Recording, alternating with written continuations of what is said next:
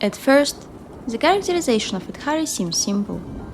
Being an octopus siren explains her seductive nature, the dangerous yet unescapable call of the deep.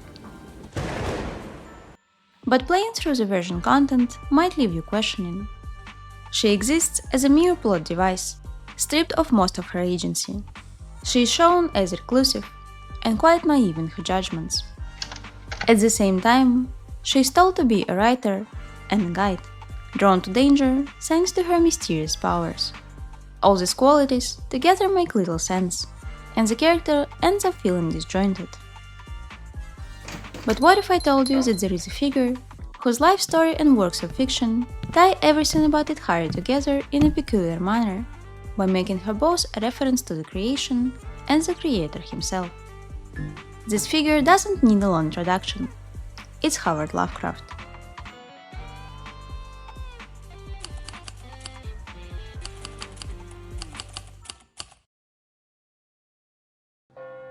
Lovecraft's childhood is altered by family tragedies.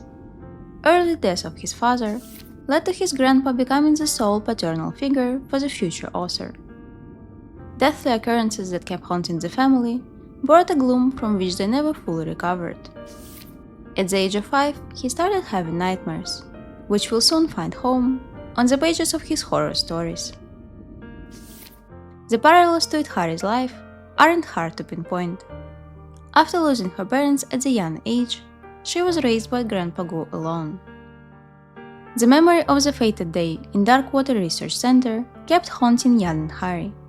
Trying to find escape from her memories, she kept spending time in the hollows, where she can see the ghosts of the past overlapping with each other.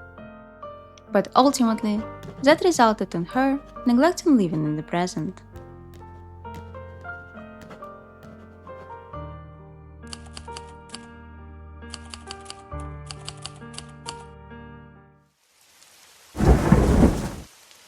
At some point, Yidhra's power gets exploited by Sarah.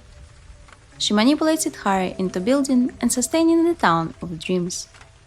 Unable to achieve their goals in reality, citizens of New Erido are drawn to the town where their fear of insignificance creates perfect alternate versions of themselves, drowned ideals.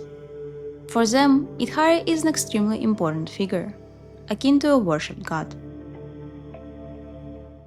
The idea of collective dreams takes us back to Lovecraft's works. It is a central theme for Dream Cycle, a collection of short stories about an alternate dimension called Dreamlands that can only be entered during one's sleep. In short stories Cellophase, a man keeps longing for a town he dreamt into existence, slowly sinking in deeper and leaving real life behind. His money and lands were gone, and he did not care for the ways of people about him, but preferred to dream and write of his dreams.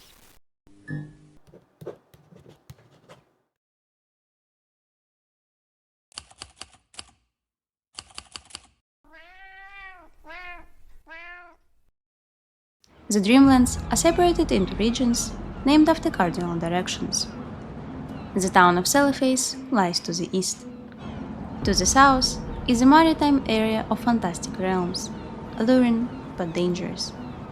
To the north of the Dreamlands is a land of otherworldly beings, feared for a good reason. And to the west of the Dreamland lies the town of Ulcer, where the story The Cats of Ulcer takes place. The narrator of the tale recalls how a law which forbids the killing of cats came about. While the story contains usual elements of suspense and horror, its place in Lovecraftian legacy is more of a testament to his love of cats, rather than anything else.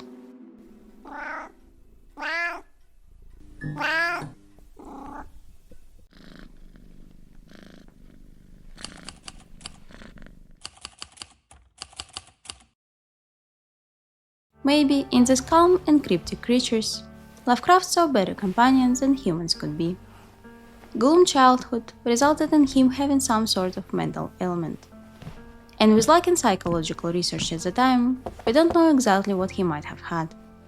But we know from multiple sources that during his early life, it made Lovecraft unsociable.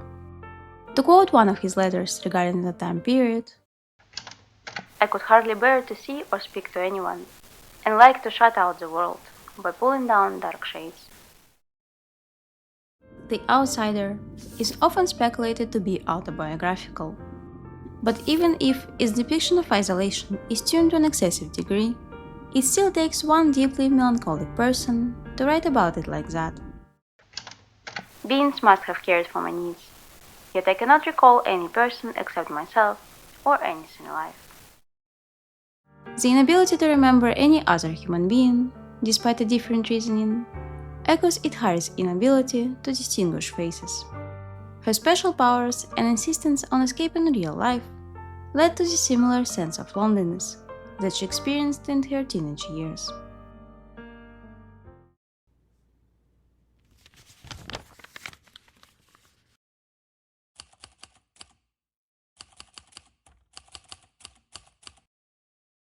The infatuation with stories and Yidhra's supernatural ability, combined with a naive approach to the safety on the internet, eventually led her to the Spookshack forum, where she found companionship unlike any she has known before.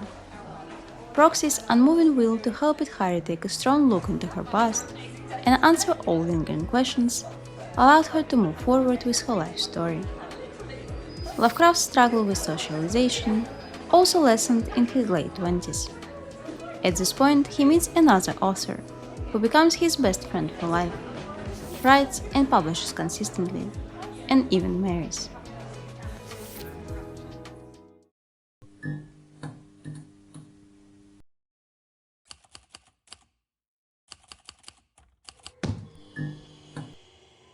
Although the parallels end here. Throughout the remainder of his life, Lovecraft would become incredibly sensitive to criticism, and many of his works would end up unpublished. The following divorce, the Great Depression, the failure of his first printed book, all that would lead to his decline in psychological and physical health and eventual death at the age of only 46 years. But the legacy of Lovecraft is far outliving its author.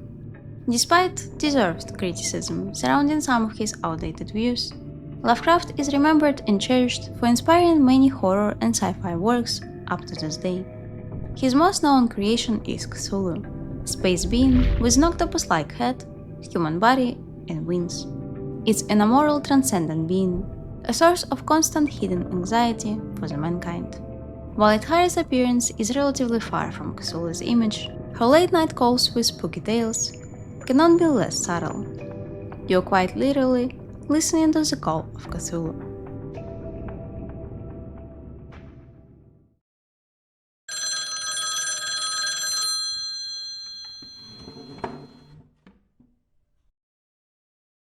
And for the last puzzle piece that doesn't seem to fall in place yet, Yidhra's undeniable attractiveness. Lovecraft saw himself as hideous, and all his monsters, despite their callings being irresistible, are also described as horrors unlike anything seen on Earth. In order to solve this mystery, we need to take a look at Yidhra's name. It refers us to Yidhra, the dream witch in Lovecraftian expanded universe. Yidhra is served by devoted cults, and the members gain immortality by submitting their lives to her. She also often appears as an attractive young woman. Doesn't that remind you of someone? Or maybe it's just the nature of being a gacha character. Looking at all this hard evidence, I am convinced that Yidhra holds both meanings. She is a depressed author haunted by her visions, but at the same time, she is the moving power of the story, perfect omnipotent being, and perfect plot device, helpless as a dreamer who is experiencing a nightmare. Thank you so much for watching this video. I had a lot of fun trying to look for meaning where there might be none. After all, Lovecraft himself hated strawberry-flavored ice cream. But if you enjoyed digging into this theory too, please leave me a like. If it's your first time here, consider subscribing so you don't miss out on the future content. I will see you soon. Bye bye!